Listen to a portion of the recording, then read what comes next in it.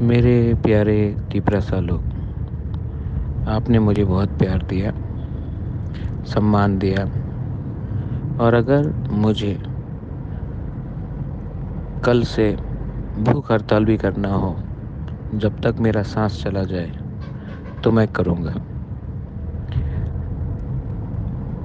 आपको धोखा नहीं दे सकता। और जितना भी बीमार हूँ, मुझे कोई परवाह नहीं।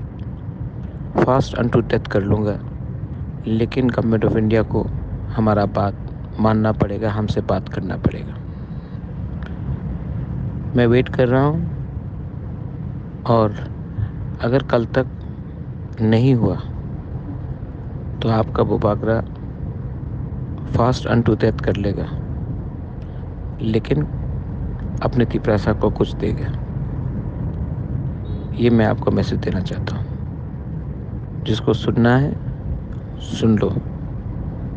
मैं आप लोगों को बहुत प्यार करता हूँ, और मेरे ऊपर बहुत प्रेशर है, लेकिन आपको कुछ देना है।